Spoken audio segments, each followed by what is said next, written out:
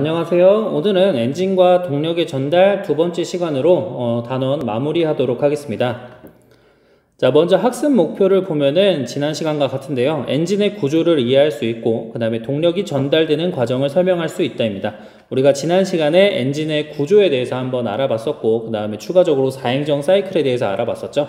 자, 오늘은 나머지 구조들에 대해서 배워보도록 할게요.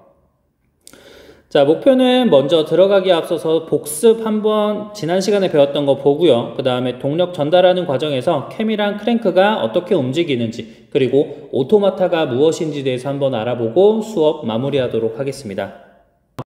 먼저 지난 시간에 배웠던 내용에 대해서 간략하게 복습하도록 하겠습니다. 자, 우리는 현재 엔진에 대해서 배워보고 있는데요. 자, 엔진이란 회전 운동을 만들어주는 장치를 이야기합니다. 자, 그리고 연료를 무엇으로 사용하는지에 따라서 엔진의 종류가 결정이 되는데요. 지난 시간엔 일반적인 자동차 엔진에 대해서 공부를 해봤어요. 대표적인 사행정 사이클에 대해서 알아봤는데, 사행정 사이클은 지금 사진에서와 같이 흡입, 압축, 폭발, 배기 과정을 한 사이클로 해서 주기적으로 반복되는 사이클이었습니다.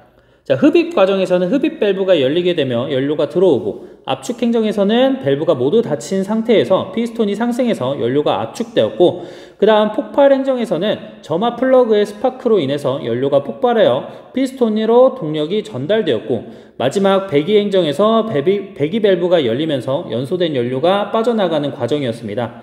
자, 이번 시간에는 엔진에 달려있는 캠이랑 크랭크에 대해서 한번 자세히 알아보도록 할게요. 자, 먼저 캠에 대해서 알아보도록 하겠습니다. 자, 캠이라는 거는 엔진에 밸브와 닿아 있으면서 밸브를 열고 닫는 역할을 하게 됩니다. 자, 캠은 회전 운동을 직선 운동으로 변화시키는 장치이고요. 회전 중심과 거리가 다른 회전체를 회전축에 설치하게 됩니다. 그리고 회전체 바깥 둘레에 막대를 접촉시키게 되는데, 이때 캠이 회전 운동을 하게 되면 회전체의 모양에 의해 캠과 접촉된 막대가 위아래로 직선 왕복 운동을 하게 되는 것이죠. 자, 이렇게 캠은 회전 운동을 직선 운동으로 변환시켜주는 장치를 이야기하며 사용 목적에 따라 판캠 또는 원통캠이 사용됩니다.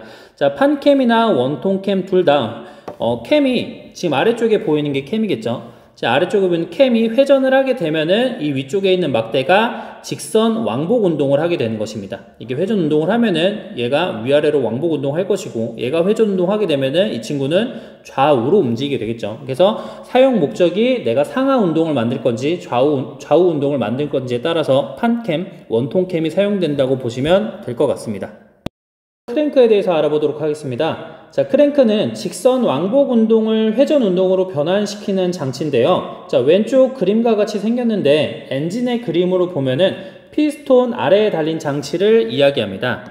지금 그림을 보면은 가운데 피스톤들이 있고요. 그 다음에 그 위에 밸브가 놓여있는 모습, 그리고 그 아래 피스톤 왕복 운동에서 회전하는 장치가 달린 것 보이죠? 바로 이것이 크랭크라고 보시면 될 것 같습니다.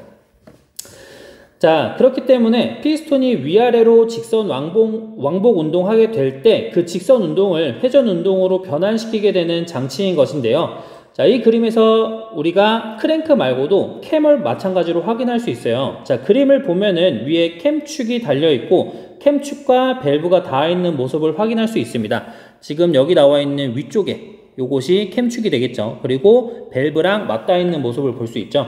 자, 이 캠의 기어는 크랭크와 벨트로 연결이 되어 있어요. 그래서 크랭크가 회전하게 되면서 같이 캠을 회전시키게 되는 것이죠. 그래서 크랭크랑 캠이 지금 벨트에 의해서 연결되어 있죠. 자, 이 크랭크는 낯선 단어 같은데 우리랑 친숙한 물체에서도 확인할 수 있습니다. 바로 자전거인데요. 자, 우리가 자전거를 탈 때 페달 왼쪽과 오른쪽을 번갈아 가면서 아래로 누르잖아요. 자, 아래로 내려간 페달은 반대쪽 페달이 내려올 때 올라오게 되고, 올라온 페달은 우리가 다시 다리를 통해서 내리게 됩니다.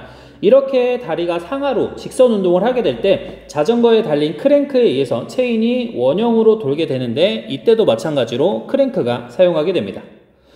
자, 결과적인 엔진의 과정을 움직이는 그림을 통해서 한번 확인해 보겠습니다. 자, 그림을 보면은 사행정을 거치면서 동력을 전달받는 과정에서 아래 크랭크가 회전하게 되고, 크랭크와 연결된 벨트에 의해 위쪽 캠이 같이 회전하게 되는 모습을 보이고 있습니다. 그런 과정에서 밸브가 같이 열고 닫히게 되고, 이 과정이 계속해서 반복되는 것이죠. 자, 이렇게 엔진이 돌아가는 방법에 대해서 한번 알아봤습니다. 자, 마지막으로 오토마타에 대해서 한번 알아보고 마무리를 지으려고 하는데요. 지금 왼쪽에 보이는 그림이 오토마타 작품이에요. 자, 오토마타란 우리가 방금 캠과 크랭크에 대해서 배워봤잖아요. 오토마타는 이 캠이랑 크랭크를 이용한 예술 작품이라고 합니다. 자, 캠은 회전 운동을 직선 운동으로, 그리고 크랭크는 직선 운동을 회전 운동으로 만들어주는 장치였죠. 자, 그럼 캠과 크랭크를 이용한 예술 작품인 오토마타에 대해서 한번 감상해 보도록 하겠습니다. 기계 장치에 생명을 불어넣는 곳. 이곳은 이석연 작가의 작업실입니다. 그의 손에서 탄생한 작품들은 저마다의 움직임을 지니고 있는데요. 기계적인 장치로 움직이는 조형물. 이석연 작가는 오토마타를 현대적으로 해석해 의미 있는 작품으로 만듭니다. 어린아이들은 자신의 인형이 살아 움직이길 바랍니다. 그래서 인형과 대화를 하며 함께 먹고 걷는 일들을 상상하죠. 옛 사람들 또한 움직이는 장난감에 흥미를 갖기는 마찬가지였나 봅니다. 조형물과 연결된 기계장치를 통해 스스로 움직이는 자동기기 오토마타의 역사는 수천 년 전 고대 그리스 시대까지 거슬러 올라갑니다. 오토마타라는 게 이제 그 인류에서 이제 형상적으로 나타났던 거라고 보면은 이제 그리스 시대에 그 크렙시드라라고 하는 이제 시계가 있어요. 물시계. 크테시비우스라고 하는 이제 그 사람이 이제 그 크렙시드라라고 하는 이제 시계를 만들었는데, 옛날에는 이제 그 물시계라는 건 그냥 뭐 눈금이 있던가 아니면 이제 기호적인 것들이 있었는데, 그 이제 크렙시드라는 시계는 사람이 형상화돼서 그 안에 들어가 있어요. 그러니까 사람이 이제 시간을 가리키는 거죠. 그래서 물이 차오를 때마다 이제 자기가 이렇게 손가락으로 가리키고 있는 그 눈금이 그 시간을 알려주는, 그때부터를 오토마타의 기원이라고 보고 있어요. 전력을 사용할 수 없었던 당시, 사람들은 어떻게 사물에게 움직임을 부여할 수 있었던 걸까요?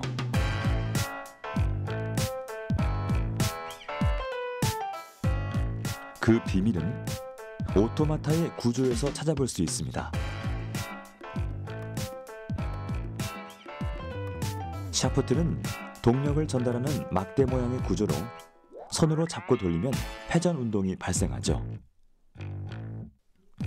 캠과 크랭크의 구조는 회전 운동을 상하 좌우 왕복 운동으로 바꿔주는 요소입니다. 이외에도 조형물과 연결된 각각의 구조물들은 사람의 힘을 동력으로 움직이며 저마다의 운동 방향으로 힘을 전달하는데요. 오토마타의 생동감은 인류가 고안해낸 초기 기계장치 설계 기술과 상상력이 만들어낸 결과물이라고 할 수 있죠.